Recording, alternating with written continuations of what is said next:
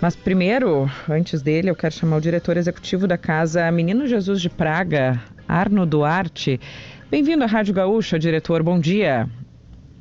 Bom dia, Andressa. Bom dia, Matheus.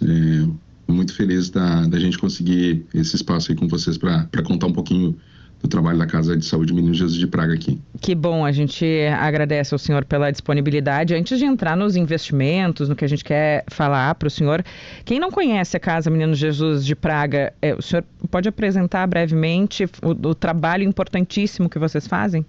Claro.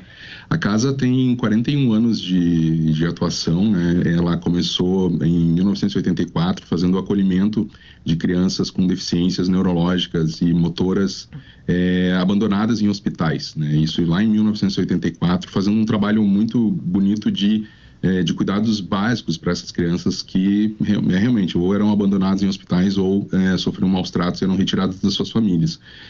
Nos últimos 8 anos, a instituição passou por uma mudança bem importante dentro desse perfil. Ela deixou de fazer esses cuidados, não é que deixou de fazer esses cuidados básicos, ela segue fazendo esses cuidados básicos, mas ela evoluiu os cuidados para cuidados de assistência em saúde de média e alta complexidade. Então, a gente está falando aqui de crianças, por exemplo, que têm traqueostomia, que utilizam ventilação mecânica não invasiva, que dependem de alimentação por sonda. Esse é o serviço que a gente consegue oferecer hoje para crianças que continuam com o mesmo perfil, né? Crianças com deficiências, crianças, adolescentes, até alguns adultos também, porque acaba que eles completam 18 anos e precisam continuar com a gente, já que eles não têm possibilidade de retorno para uma família, né? Ou a família não tem condições de recebê-los de volta por situação de vulnerabilidade ou porque não tem família. Então, eles acabam com a gente até literalmente o fim das suas vidas, né? Por isso que até o ano passado a gente mudou o nome da instituição. André, tu citou aí 2 vezes Casa do Menino, né? Mas a gente mudou agora para Casa de Saúde Menino Jesus de Praga, justamente para demonstrar e qualificar, né, o serviço que a gente vem fazendo e tornar mais claro assim, para a sociedade o que vem sendo feito. E definimos inclusive um slogan que chama Cuidado para Toda a Vida, que representa, né, tudo o que a gente faz aqui no nosso propósito. Diretor, a gente trata, quando fala de casos delicados como esses, de internações geralmente muito longas, né? E isso é algo que nos hospitais ajuda a provocar superlotação, né? A dificuldade de acesso a leitos, que é algo que a gente falava no início do programa, aliás, com a chegada do inverno, essa superlotação dos hospitais. Quero saber como a Casa de Saúde Menino Jesus de Praga tem funcionado para ajudar também a desafogar os hospitais, medida em que acolhe, né, essas pessoas que têm uma necessidade de internação longa, e como tem sido ao longo desses mais de 40 anos a batalha de vocês para manter a instituição, o financiamento. A gente sabe que muitas vezes o poder público, o SUS, não paga, né, as diárias devidas para cobrir os custos. Como que tem sido, né, sustentar a entidade nesse período? Perfeito. O que a gente faz aqui é um processo que a gente chama de deshospitalização, né? E essas crianças, até esse público, né? Não vou chamar de criança porque tem adolescente, também tem adultos, mas a gente não chama nem de longa permanência, porque é permanência vitalícia quase. Então, eles, quando são deixados nesses hospitais ou têm essa alta hospitalar possível, mas não tem para onde ir, aí é que a gente começa a agir juntamente com o Poder Judiciário, né, que precisa determinar esse acolhimento. Ninguém vem para cá batendo na porta aqui pedindo para entrar, precisa ter esse envolvimento do Poder Judiciário e da manutenção também desse cuidado com parceria com as prefeituras ou com o Estado do Rio Grande do Sul hoje. Sim, a gente consegue hoje ter uma resposta para a sociedade, né, diminuindo o número de leitos ocupados. Hoje, por exemplo, a gente está com 59 pacientes aqui acolhidos, né, e eles vão ficar aqui para sempre, como eu falei. E se esses 59 pacientes não estivessem aqui conosco, se a gente tivesse que fechar a casa hoje, para onde eles iriam? Eles iriam para o Conceição, eles iriam para o Clínicas, eles iriam para os hospitais da rede pública e ficariam lá ocupando leitos até o fim das suas vidas. Com isso, a gente calcula aqui, fez um cálculo, né, o giro médio de leito na rede SUS é de 10 dias aproximadamente, seja leito de UTI, seja leito convencional. Com isso, por ano, a gente consegue garantir aqui que 2.000 pessoas consigam ser atendidas nesses hospitais ou nesses leitos, por ano. Então, se esses 60 ficarem aqui por 10 anos, vão ser 20.000 pessoas e assim por diante. Então, esse é o serviço que a gente consegue propor, né, para a sociedade e apoiar, principalmente nesse momento aí também. Tenho acompanhado aí toda a situação da saúde, a gente faz parte desse ecossistema também, né? A gente se disponibiliza também para apoiar. Eu queria saber como vocês são impactados em relação a esse ecossistema, como o senhor chamou.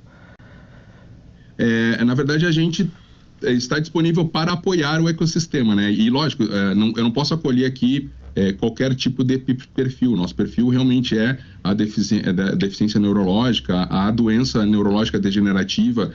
Então, em caso existam pacientes nesse perfil dentro de hospitais hoje da rede pública, e isso a gente fica investigando também, tentando apoiar aí os próprios hospitais a saberem da existência da casa, a gente pode apoiar nessa transição de cuidados para a liberação do leito e chegada aqui na instituição. Né? Como você se mantém hoje e se fala nesse investimento de 20 milhões de reais para os próximos meses e anos, como se chega a esse valor hoje para a Casa de Saúde Menino Jesus de Praga? A gente temos dois tipos de dinheiro, né, Andressa? O dinheiro para o pagamento de folha, de funcionários. Esse dinheiro ele vem basicamente dos contratos e convênios que nós mantemos aí com prefeituras, seja a Prefeitura de Porto Alegre, seja prefeituras do interior e governo do estado, ou tanto secretarias de saúde e secretarias de assistência social. Então, inclusive, isso é um ponto sensível da nossa existência, porque as políticas públicas hoje da saúde e da assistência social, elas não prevêem a existência desse serviço que a gente faz, que é um serviço híbrido entre assistência social e saúde. Então, é uma criança abandonada, então isso é responsabilidade da assistência, mas ela precisa de um leito hospitalar, isso é a responsabilidade da saúde. Então, a gente está nesse limbo, digamos assim, da política pública, e isso é uma batalha que a gente tem tentado trabalhar aqui e desenvolver. Só que esses contratos e esses convênios que a gente mantém hoje, eles não sustentam o pagamento da casa. Então, o nosso custo mensal hoje por acolhido por mês chega a 30 mil reais. Devido a toda essa complexidade, né? Nós estamos com 160 profissionais aqui, atendendo 24 horas, toda a parte de enfermagem, médicos, fisioterapia. É multidisciplinar, né? Completamente multidisciplinar e bem avançado em termos de qualificação realmente desse quadro. E aí a gente necessita de doações. Então, sejam doações de pessoas físicas, pessoas jurídicas. Desculpa, mas está todo mundo tossindo mesmo. Está todo mundo assim. E a gente tem aí a parte de captação de verbas de editais, de emendas impositivas, e isso é o que nos dá essa possibilidade de melhorar a qualidade de equipamentos e de estrutura. Então, hoje, quando tu fala aí de 20 milhões, esse, na verdade, é o projeto que a gente tá desenhando aqui para ampliar a nossa capacidade. A gente tem hoje capacidade para 100 leitos, estamos com 59 pacientes, mas queremos já fazer uma ampliação aqui, já prevendo para 134 leitos nos próximos anos. Diretor, eu queria também entender como funciona a admissão, né, dos pacientes, porque, como o senhor disse, são pacientes que muitas vezes entram e permanecem ou toda a vida, né, ou por longos períodos na casa. Como que é feita essa admissão? Eu imagino que muitas pessoas que estão nos ouvindo daqui a pouco têm algum filho, parente, numa situação que precisa de um cuidado especial e vendo, né, que funciona muito bem, vai ter interesse em saber como que é essa negociação, quem que está habilitado a procurar esse serviço. Eu acho que o recado também vale para as equipes hospitalares também, né, que desconheçam a existência desse serviço aqui. Mas o primeiro processo é procurar a Defensoria Pública, no caso de uma família ou mesmo um serviço social de uma entidade hospitalar do Rio Grande do Sul.